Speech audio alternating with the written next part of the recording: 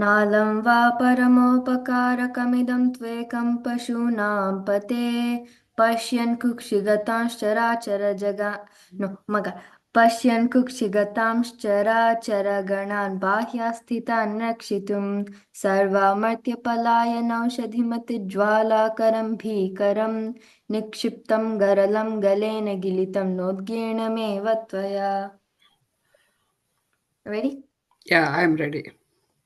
नालं वा परमोपकारकमिदं नालं वा परमोपकारकमिदं त्वेकं पशूनां पते त्वेकं पशूनां पते नालं वा परमोपकारकमिदं त्वेकं पशूनां पते नालं वा परमोपकारकमिदं त्वेचं पशूनां पते त्वेकं क त्वेकं पशूनां पते पशूनां पते पश्यन् कुक्षिगतांश्चराचरगणान् पश्यन् कुक्षिगतांश्चराचरगणान् बाह्यस्थितान् रक्षितुम् बाह्यास्थितान् रक्षितुम्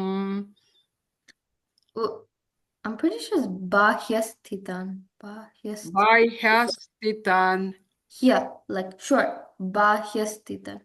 बाह्यस्थितान् रक्षितुम् पश्यन् कुक्षिगतांश्चराचरगणान् बाह्यस्थितान् रक्षितुम् पश्यन् कुक्षितांश्चराचरगणान् बाह्यस्थितान् रक्षितुम् will you say the Bahya is short, right? Not yeah, long. yeah. Okay. Yanti, can you say the first part of the second line again? पश्यन् कुक्षितांश्चराचरगणान् बाह्यस्थितान् रक्षितुम् So it's Pashyan Kukshigatamscharachara. पश्यन् कुक्षिगतांश्चराचरगणान् Yeah, there's a ga there. Yeah. पश्यन् कुक्षिगतांश्चराचरगणान् बाह्यास्थितान् रक्षितुम् Bahyasthitan rakshitum. बाह्यस्थितान् रक्षितुम् Yeah. Now first two lines. नाम Va paramopakarkamidam tvekam pashunam pate pashyan kukshigatam charaganan bahyasthitan rakshitum. नालं वा परमोपकारकमिदं त्वेचं पशूनां पते पश्यन् कुक्षिगतांश्चराचरगणान् बाह्यस्थितान् रक्षितुम् Just one thing. In the first line, we're saying tvecham. It's tvekam. त्वेकम् okay. Yeah, cause in like cat. नालं वा परमोपकारकमिदं त्वेकं पशूनां पते पश्यन् कुक्षिगतांश्चराचरगणान् बाह्यस्थितान् रक्षितुम् Bahyasthitan. No dirgham. Bahyasthitan. बाह्यस्थितान् रक्षितुम् Yeah. Okay, next one. Sarvamartyapalayanaushadhi. I mean, wait, what? I don't know how to read. Okay. Sarvamartyapalayanaushadhamati. सर्वामर्त्यपलायनौषधमति Jwalakaram bhikaram. ज्वालाकरं भीकरम् सर्वामर्त्यपलायनौषधमति ज्वालाकरं भीकरम्. सर्वामर्त्यपलायुनौषधमतिज्वालाकरं भीकरम् Can you repeat it one more time? सर्वामर्त्यपलायनौषधमतिज्वालाकरं भीकरम् Yeah, that's good. निक्षिप्तं गरलं Glenn गिलितं.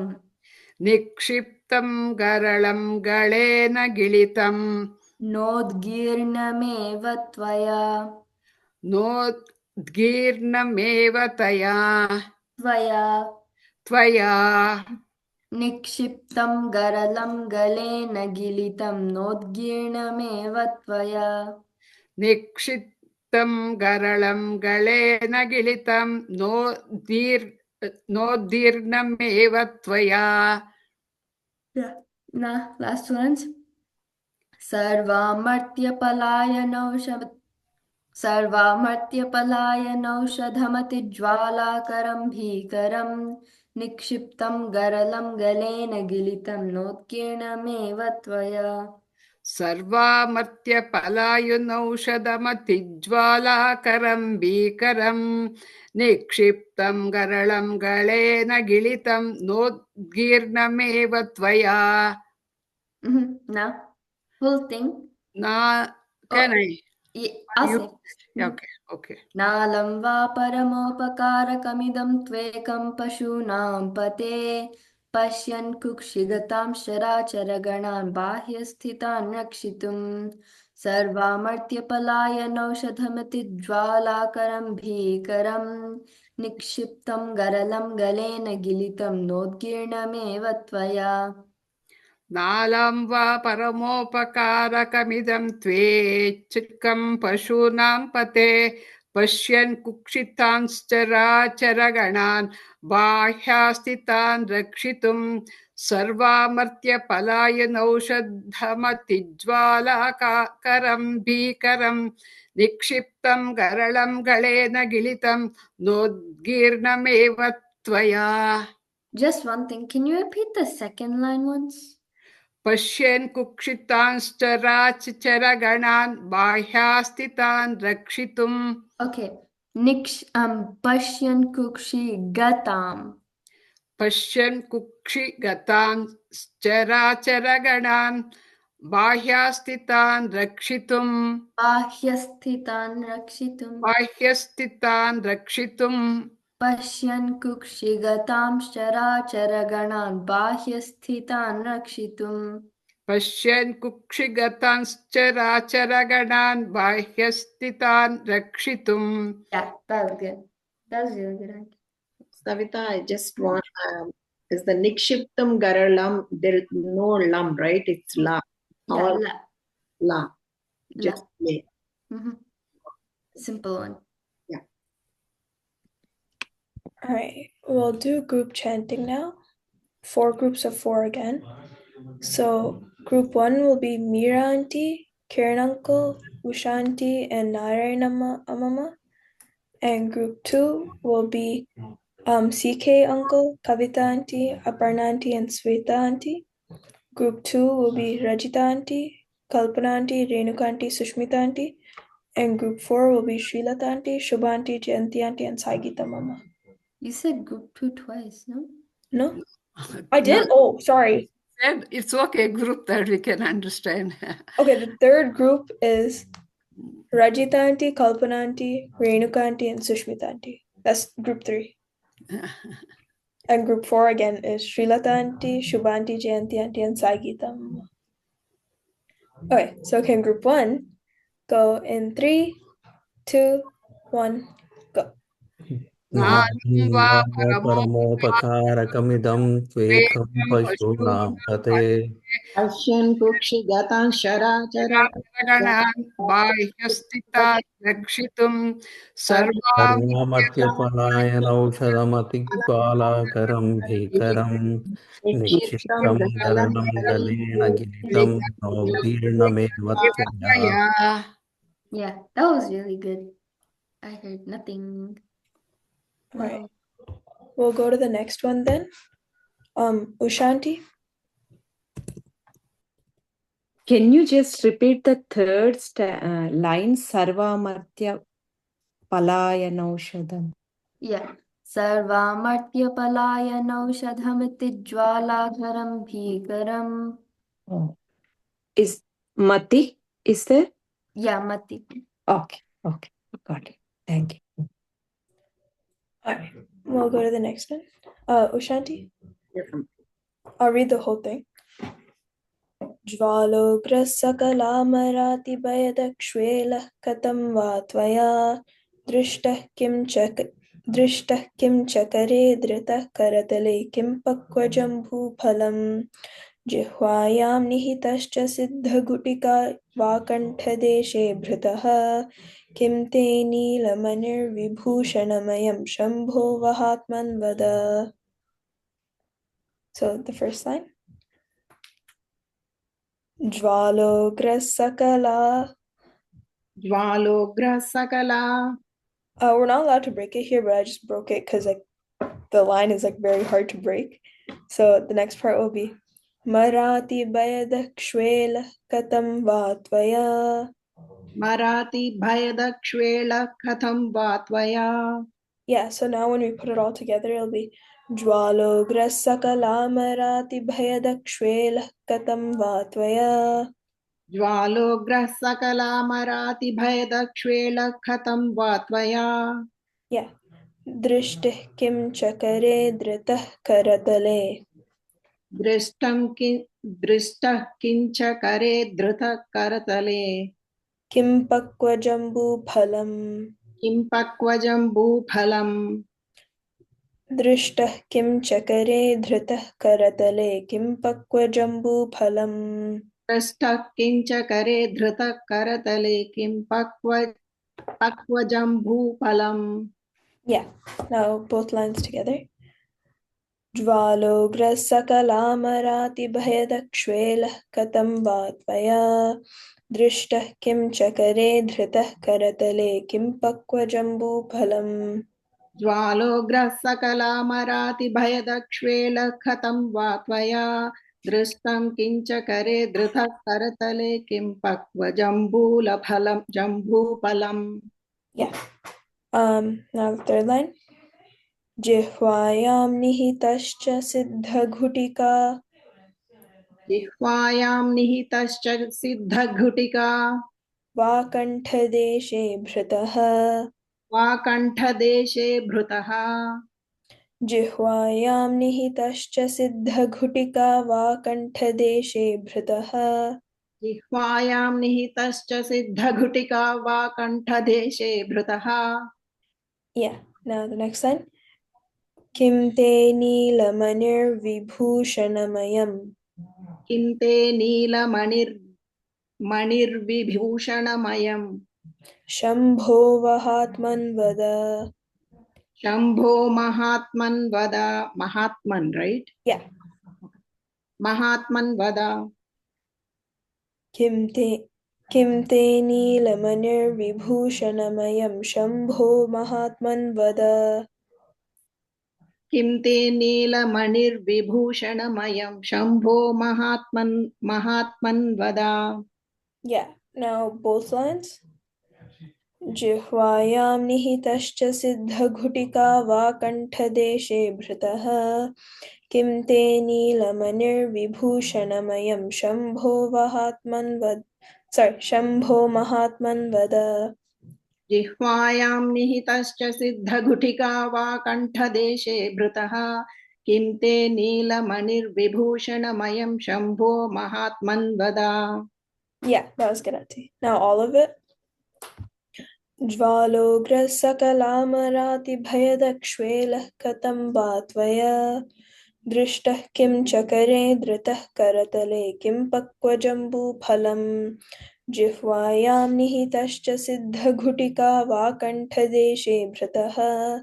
Kim te neelamanir vibhushanamayam. Shambho mahatman vada.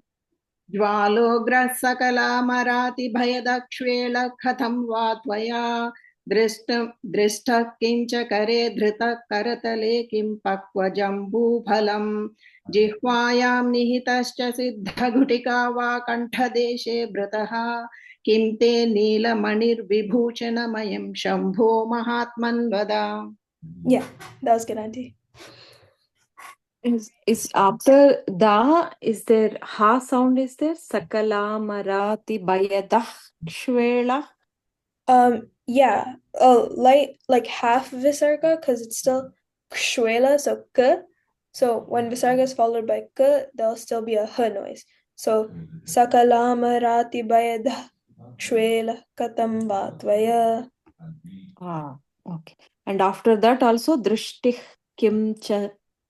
Yeah, drishtih And then Kim Chakare Dhrita Karatale.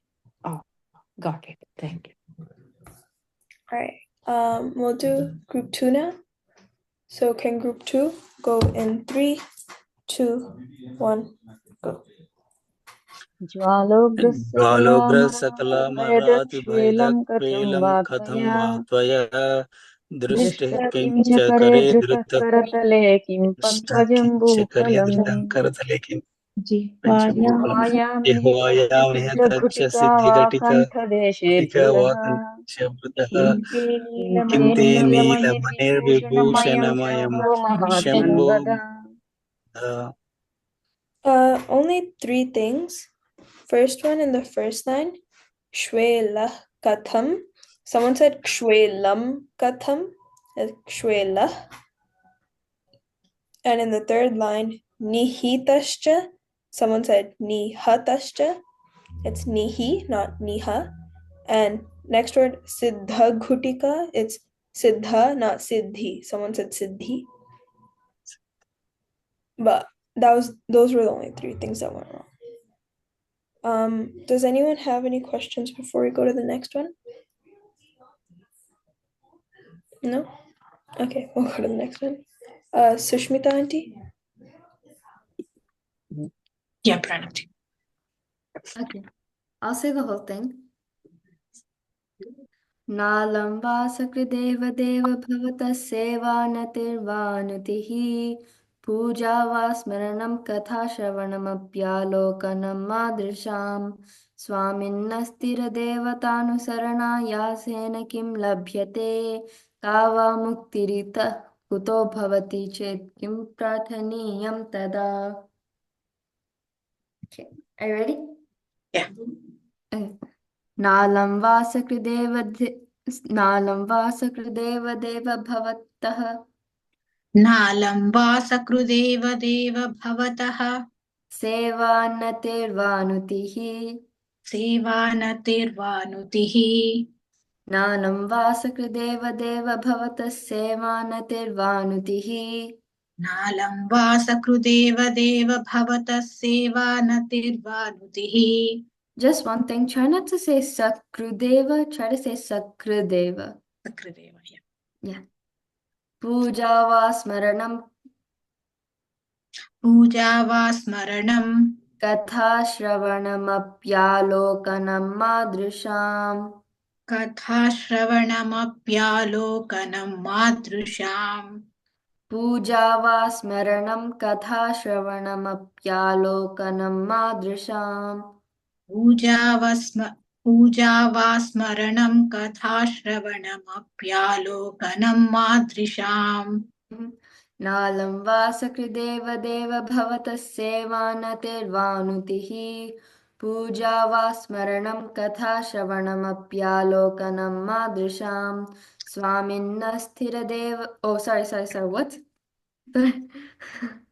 नालं वा सकृदेव देव भवतः सेवानतिर्वानुतिः पूजा वा स्मरणं कथाश्रवणमप्यालोकनं मादृशाम्.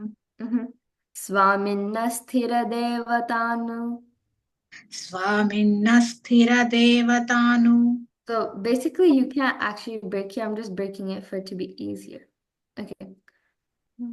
शरणायासेन किं लभ्यते शरणायासेन किं लभ्यते स्वामिन्नस्थिरदेवतानुसरणायासेन किं लभ्यते स्वामिन्नस्थिरदेवतानुसरणायासेन किं लभ्यते का वा मुक्तिरितः कुतो भवति चेत् का वा मुक्तिरितः कुतो भवति चेत् किं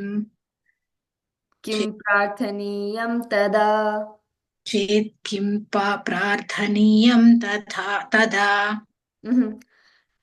का वा मुक्तिरितः कुतो भवति चेत् किं प्रार्थनीयं तदा का वा मुक्तिरितः कुतो भवति चेत् किं प्रार्थनीयं तदा.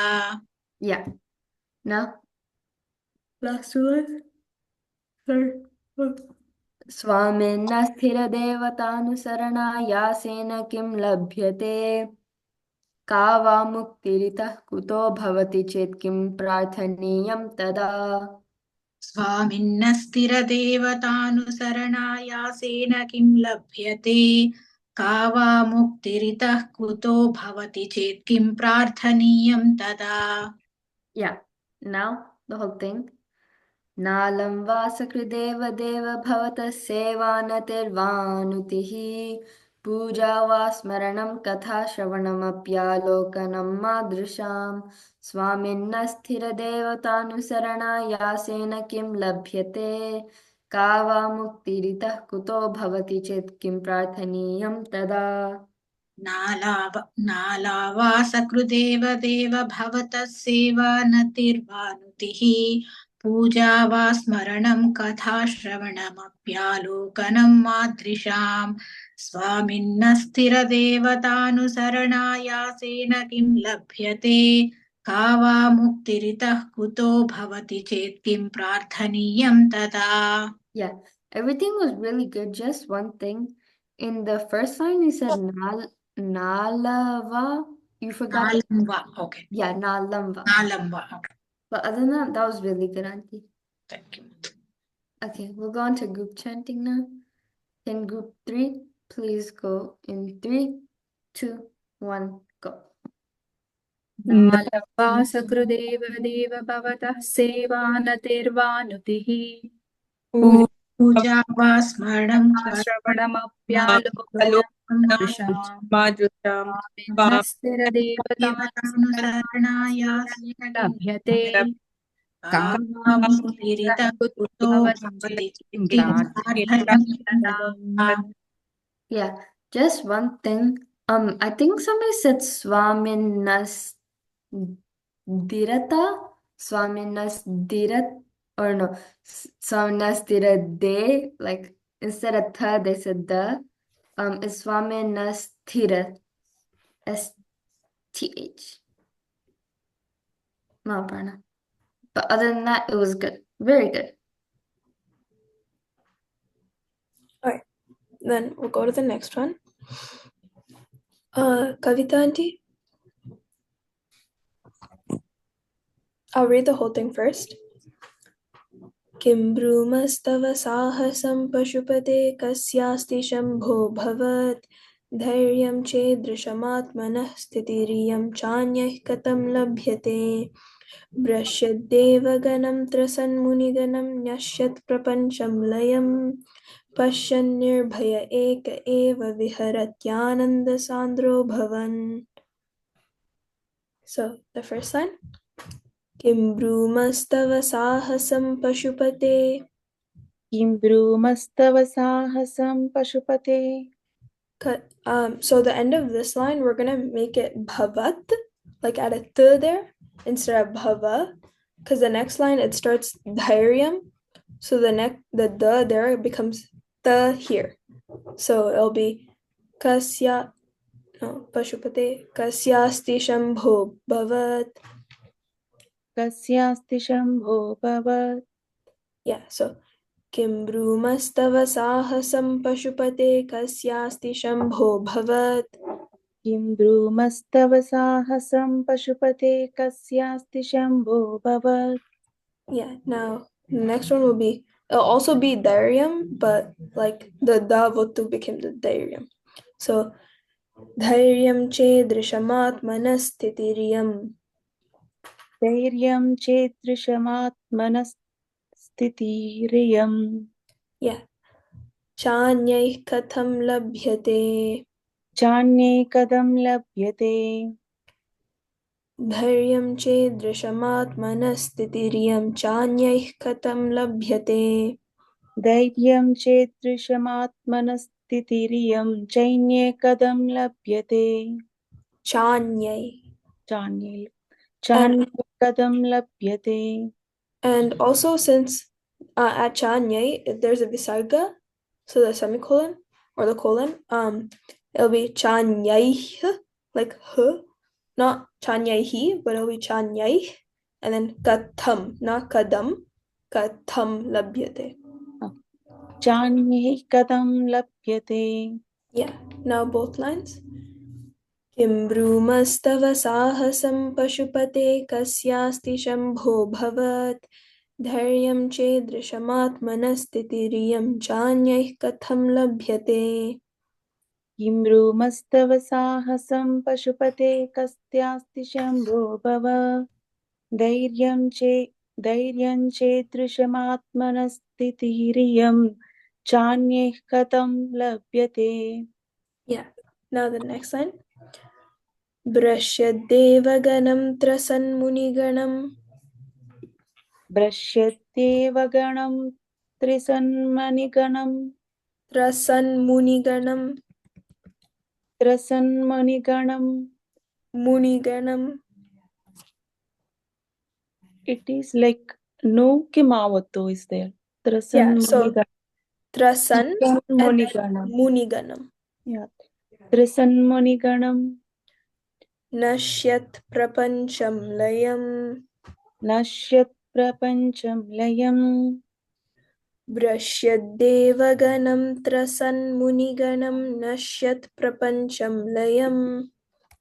Brashyatyevaganam trasanmuniganam nashyat prapancham layam. Yeah. Pashyannirbhaya eka eva. Pashyannirbhaya eka eva. Viharatyananda sandro bhavan. Viharatyanando sandro bhavan. Yeah, bhavan. I said bhavan, but it's bhavan. Viharatyananda sandro bhavan. Viharatyananda sandro bhavan. Yeah. So now that whole line. Pashyannirbhaya eka eva viharatyananda sandro bhavan. Pashyannirbhaya eka eva viharatyanando sandro bhavan. Wait, can you say that one more time, Auntie? Pashyannirbhaya eka eva vihatyananda sandro bhavan. Okay. Now both lines.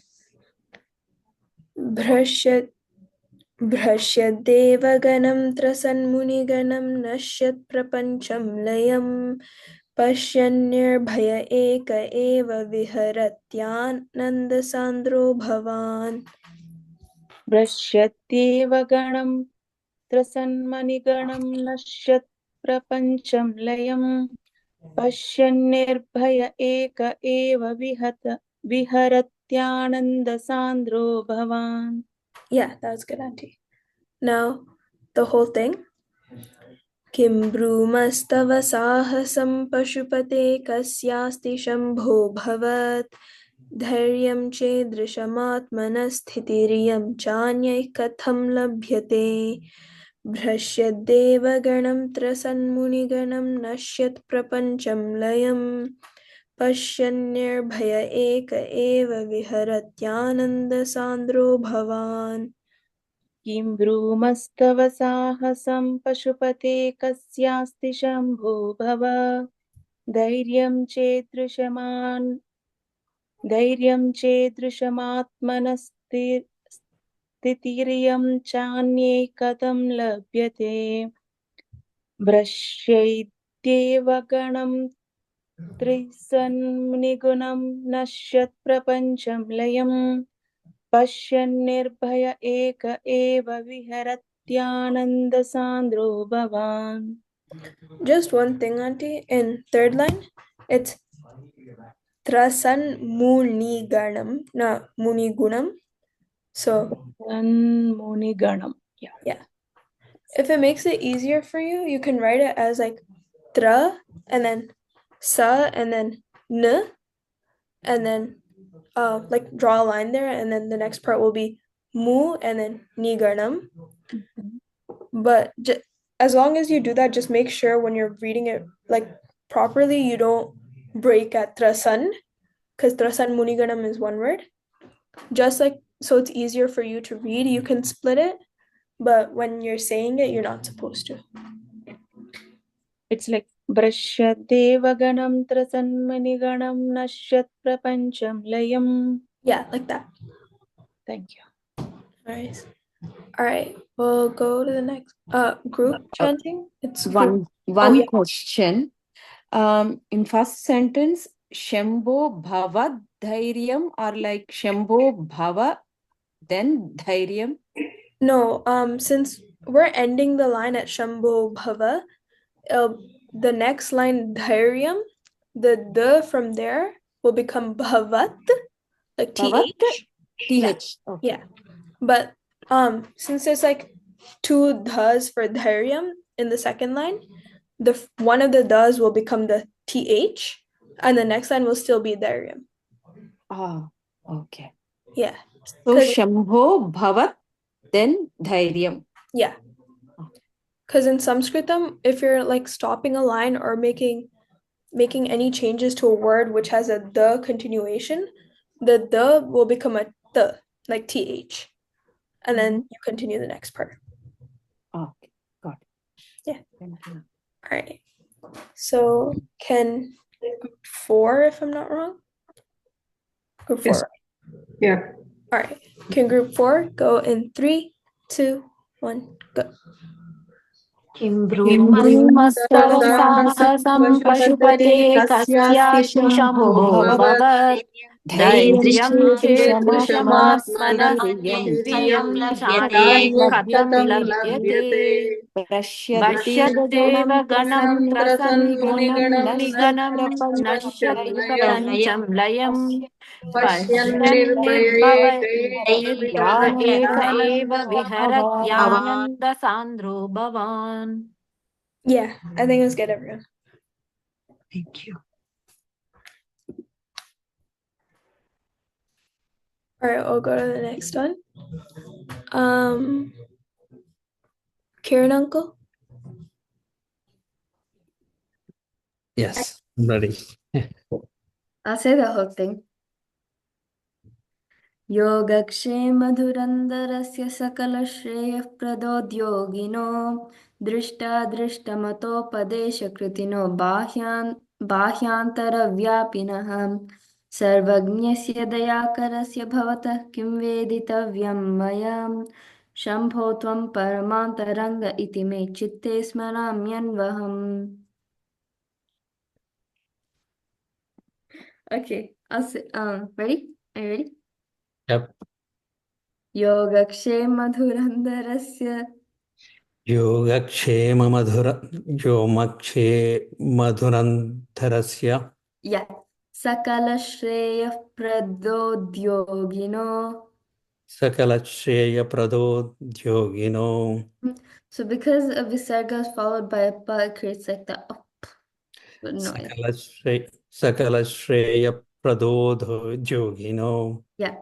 Okay. योगक्षेमधुरन्दरस्य सकलश्रेयःप्रदोद्योगिनो. योगक्षेमधुरन्धरस्य सकलश्रेयप्रदोद्योगिनो.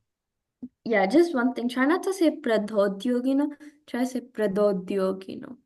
प्रदोद्योगिनो. दृष्टादृष्टमतोपदेशकृतिनो. दृष्ट्यादृष्टमतोपदेशकृतिनो. बाह्यान्तरव्यापिनः. बाह्यान्तरव्यापिनः. दृष्टादृष्टमतोपदेशकृतिनो बाह्यान्तरव्यापिनः. दृष्टादृष्टमतोपदेशकृतिनो बाह्यान्तरव्यापिनः. Yeah. योगक्षेमधुरन्दरस्य सकलश्रेयःप्रदोद्योगिनो दृष्टादृष्टमतोपदेशकृतिनो बाह्यान्तरव्यापिनः. योगक्षेमधुरन्धरस्य सकलश्रेयप्रदोद्योगिनो दृष्टादृष्टमतोपदेशकृतिनो बाह्यान्तरव्यापिनः. Yeah. Just try not to say pradhodyogino, like prado. Yeah, sure.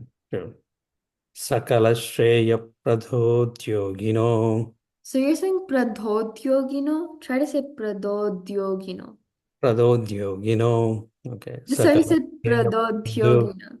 Pradodyogino. You're saying so it's like both are alpapranas. Both are like the simple. Pradodyogino. You're saying pradodhyogino, it's pradodyogino. Pradodyogino. Yeah. That was Okay. good. Sakala Shreya Pradodyogino. Yeah, that was good. Okay, next line. Okay. सर्वज्ञस्य दयाकरस्य भवतः Sarvagnasya Dayakarasya Bhavata. किं वेदितव्यं मया Kim Veditavyam Maya. सर्वज्ञस्य दयाकरस्य भवतः किं वेदितव्यं मया Sarvagnasya Dayakarasya Bhavata. Kim Veditavyam Maya. Mhm. So basically this is for everyone when they're in the like weird letter in Sarvagnyasya, it's not gnasna or like Yes. it's kind of like G and Y A, but like at the back of your nose, kind of it's like gnasya. Na ya or ya. No, not gya, gnya. Na ya No, Sarvagnasya. not gna, gnya. Gnya. Okay. Sarvagniya. Sarvagniyasya. Yeah, Sarvagnyasya. Like Sarvagnasya. yeah, Okay. that was Sarvagnasya. Okay. Sarvagnasya Dayakarasya Bhavata Kim Veditavyam Maya. You said Sarvagnasya again? It's like Sarvagnyasya. Like, Sarvagnasya Dayakarasya Bhavata Kim Veditavyam Maya. mhm. Any better? Yeah, that was good. Pranti? No, never mind. I was gonna say like think of it like jnanam, like Gnanam. Yeah. like so like nya. No, but some people say Gnanam. Okay, then never mind. I don't know Yeah. how. Sarvagnasya. Yeah, it's like G-N-Y-A. Gnya. GNY. Yeah. GNYA. Yeah. Yeah. Sarvagnasya. Mhm. Okay. Sarvagnasya Dayakarasya Bhavata Kim Veditavyam Maya. Yeah.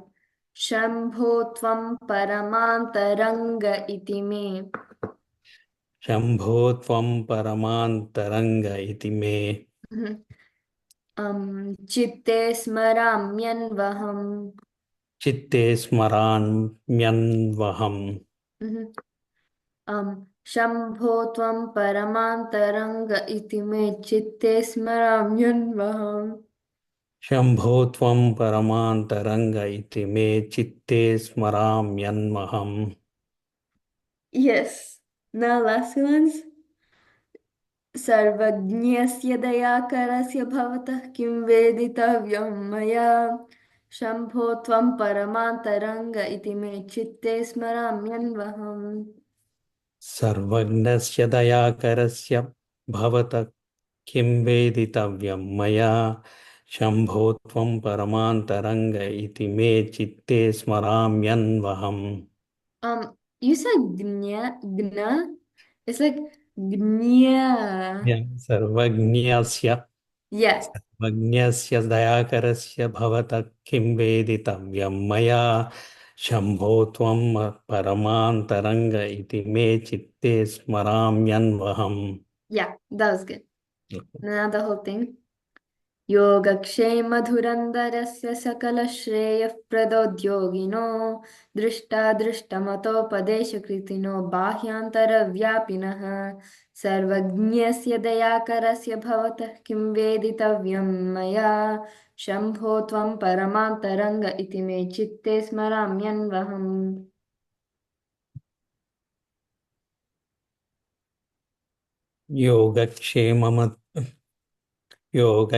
योगक्षेमधुरन्धरस्य सकलश्रेयप्रदोद्योगिनो दृष्टादृष्टमतोपदेशकृतिनो बाह्यान्तरव्यापिनः सर्वज्ञस्य दयाकरस्य भवतः किं वेदितव्यं मया शम्भो त्वं परमान्तरङ्ग इति मे चित्ते स्मराम्यन्वहम्.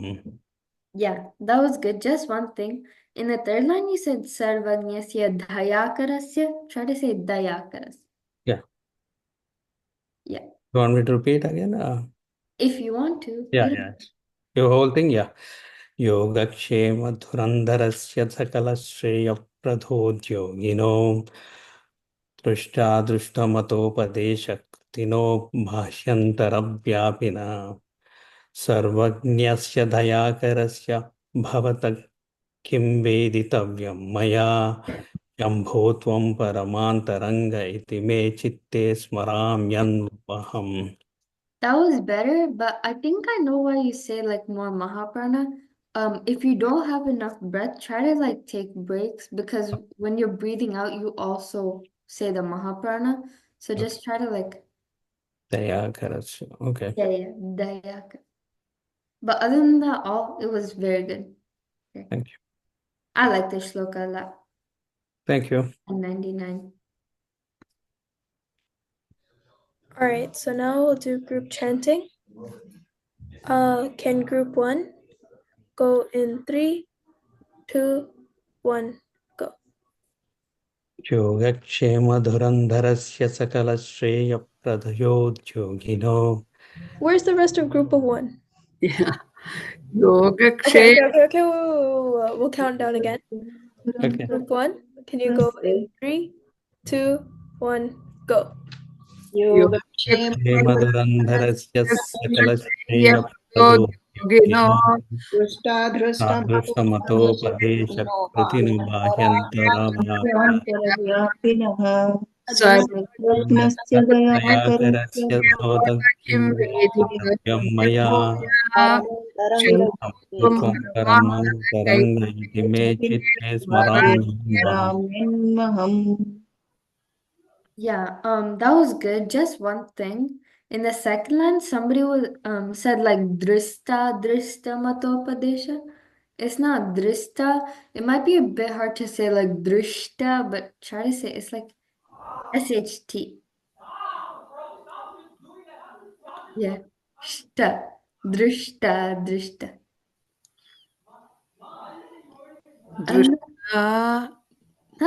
दृष्टादृष्टमतोपदेशकृतिनो Yeah. बाह्यान्तरव्यापिनः सर्वज्ञस्य दयाकरस्य भवतः किं वेदितव्यं मया शम्भो त्वं परमान्तरङ्ग इति मे चित्ते स्मराम्यन्वहम्. Yeah, that was good. All right, so we'll stop there for today because like yesterday you guys asked that we read all of everything we've done so far, so we'll do that. I think that'll take like 5 minutes maybe. Hopefully. So yeah, just like you guys can listen and try to take note like of where we do Mahaprana, where we don't, just in case Mahapranas are like a problem for you guys or like that's something you guys need to work on. But yeah, we'll do that. All right, set the cup. Okay. Kalabhyam chudalankೃತ ಶಶಿಕಲಾಭ್ಯಾಂ ನಿಜತಪಃ ಫಲಾಭ್ಯಾಂ ಭಕ್ತೇಷು ಪ್ರಕಟಿತಫಲಾಭ್ಯಾಂ ಭವತು May ಶಿವಾಭ್ಯಾಮಸ್ತೋಕತ್ರಿಭುವನ ಶಿವಾಭ್ಯಾಂ ಹೃದಿ ಪುನಃ ಭವಾಭ್ಯಾಂ ಆನಂದಸ್ಫುರದನುಭವಾಭ್ಯಾಂ ನತಿರಿಯಂ गलन्ति शम्भो त्वच्चरितसरितः किल्बिषरजः दलन्ति धीकुल्या सरणिषु पतन्ति विजयतां दिशन्ति संसारभ्रमणपरितापोपशमनं वसन्ति मच्चेतो हृदभुवि शिवानन्दलहरी त्रयीवेद्यं हृत्यं त्रिपुरहरमाद्यं त्रिनयनं जटाभारोदारं चलदुरगहारं मृगधरं महादेवं देवं मयि सदयभावं पशुपतिं चिदालम्बं साम्बं शिवमतिविडम्बं हृदि भजे सहस्रं वर्तन्ते जगति विबुधा क्षुद्रफलदा न मन्ये स्वप्ने वा तदनुसरणं तत्कृतफलम् हरिब्रह्मादीनामपि निकटभाजामसुलभं चिरं याचे शम्भो शिव तव पदाम्बोजभजनम् स्मृतौ शास्त्रे वैद्ये शकुनकवितागानफणितौ पुराणे मन्त्रे वा स्तुतिनटनहास्येष्वचतुरः कथं राज्ञां प्रीतिर्भवति मयि कोऽहं पशुपते पशुं मां सर्वज्ञप्रथितकृपया पालय विभो घटो वा मृत्पिण्डोऽप्यनुरपि च धूमोऽग्निरचलः पटो वा तन्तुर्वा परिहरति किं घोरशमनं वृथा कण्ठक्षोभं वहसि तरसा तर्कवचसा पदाम्भोजं शम्भोर्भज परमसौख्यं व्रजसुधीः मनस्ते पादाब्जे निवसतु वचस्तोत्रफणितौ करौ चाभ्यर्चायां श्रुतिरपि कथा कर्णनविधौ तव ध्याने बुद्धिर्नयनयुगलं मूर्तिविभवे परग्रन्थान् कैर्वा परमशिव जाने परमतः यथा बुद्धिः रजतमिति काचार्ष्मणिमणिः जले पैष्टे क्षीरं भवति मृगतृष्णासु सलिलं तथा देवभ्रान्त्या भजति भवदन्यं जडजनोः महादेवेशं त्वां मनसि च नमत्वा पशुपते गभीरे कासारे विशति विजने घोरविपिने विशाले शैले च भ्रमति कुसुमार्थं जडमतिः समर्प्यैकं चेतः सरसि जमुमानाथ भवते सुखेनावस्थातुं जन इह न जानाति किमहो नरत्वं देवत्वं नगवनमृगत्वं मशकता पशुत्वं कीटत्वं भवतु विहगत्वादिजननं सदा त्वत्पादाब्जस्मरणपरमानन्दलहरी विहारासक्तं चेदृदयमिह किं तेन वपुषा वटुर्वाद्यैः वा यतिरपि जटी वा तदितरो नरो वा यः कश्चिद्भवतु भव किं तेन भवति यदीयं हृत्पद्मं यदि भवदधीनं पशुपते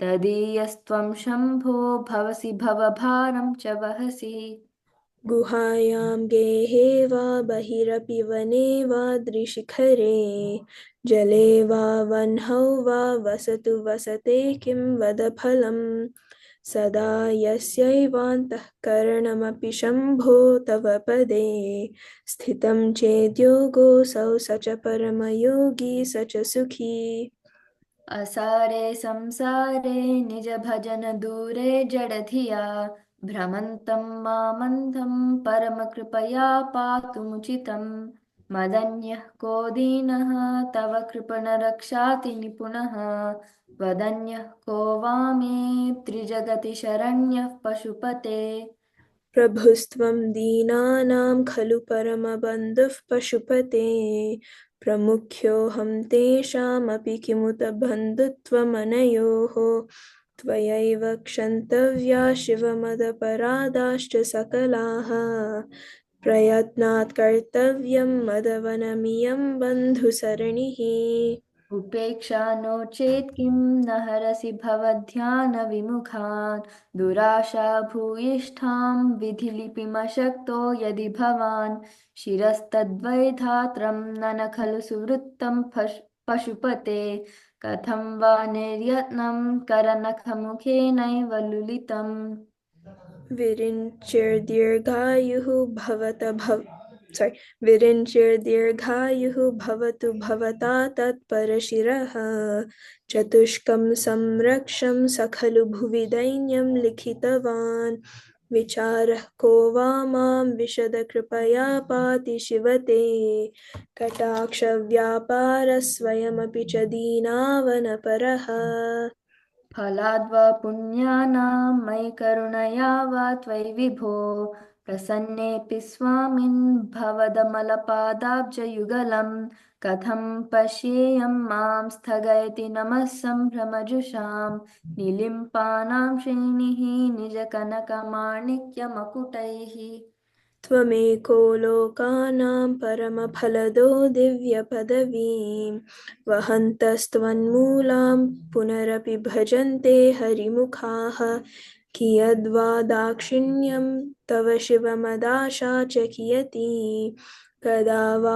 मद्रक्षां वहसि करुणापूरितदृशा दुराशा भूयिष्ठे दुरधिपगृहद्वारघटके दुरन्ते संसारे दुरितनिलये दुःखजनके मदायासं किं न व्यपनयसि कस्योपकृतये वदेयं प्रीतिश्चेत् तव शिवकृतार्थाः खलु वयम् सदा मोहाटव्यां चरति युवतीनां कुचगिरौ नटत्याशा शाखा स्वटति झटिति स्वैरमभितः कपालिन् भिक्षो मे हृदयकपिमत्यन्तचपलं दृढं भक्त्या बद्ध्वा शिव भवदधीनं कुरु विभो धृतिस्तम्भाधारां दृढगुणनिबद्धां सगमनां विचित्रां पद्माढ्यां प्रतिदिवससन्मार्गघटिताम्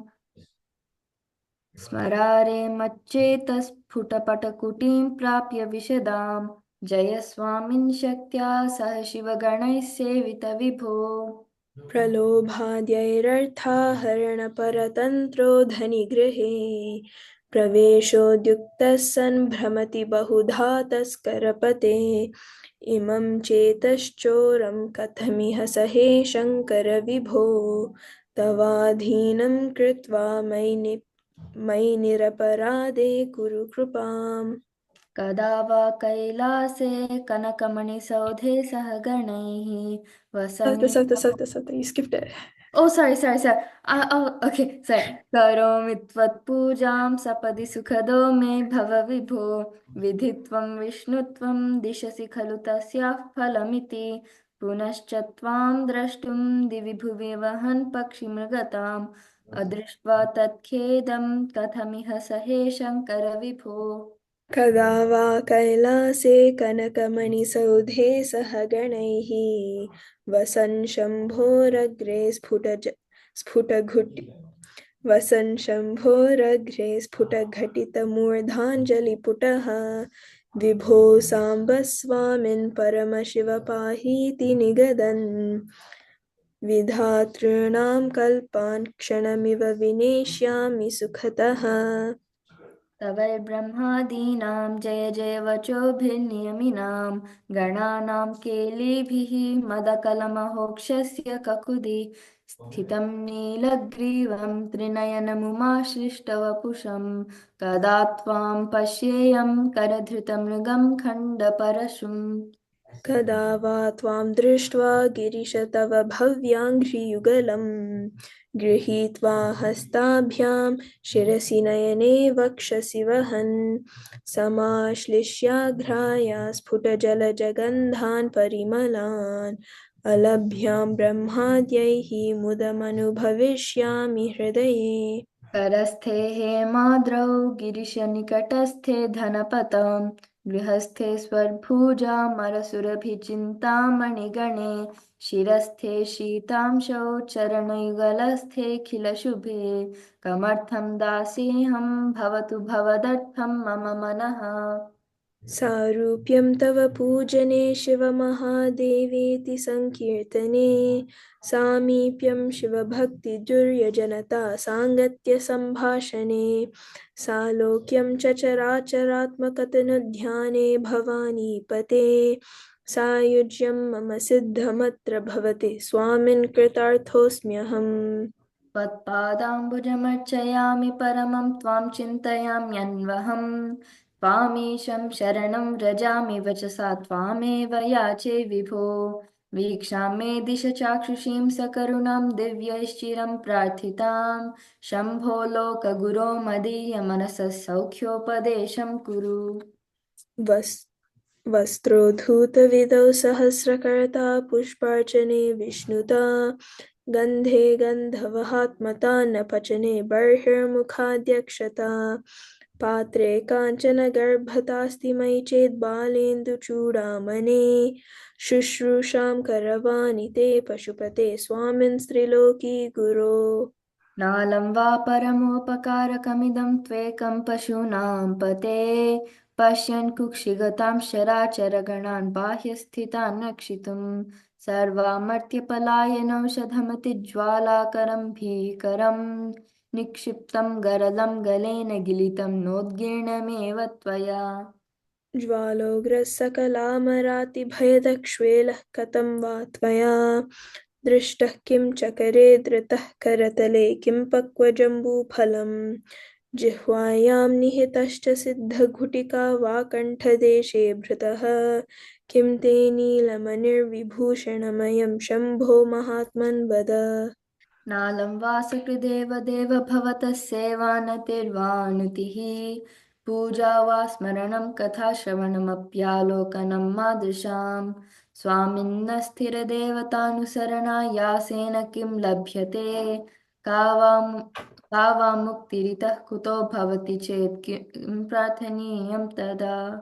किं ब्रूमस्तव साहसं पशुपते कस्यास्ति शम्भो भवत् धैर्यं चेदृशमात्मनस्थितिरियं चान्यैः कथं लभ्यते भ्रश्यद्देवगणं त्रसन्मुनिगणं नश्यत् प्रपञ्चं लयं पश्यन्निर्भय एक एव विहरत्यानन्दसान्द्रो भवान्। योगक्षेमधुरन्धरस्य सकलश्रेयःप्रदोद्योगिनो दृष्टादृष्टमतोपदेशकृतिनो बाह्यान्तरव्यापिनः सर्वज्ञस्य दयाकरस्य भवतः किं वेदितव्यं मया शम्भो त्वं परमान्तरङ्ग इति मे चित्ते स्मराम्यन्वहम्। Alright, there we go. We did all of them till now. And then from tomorrow onwards, we'll do the however many we did in class, we'll just read over those. So that way we save time as well as we still did a revision kind of. So I'll stop recording here.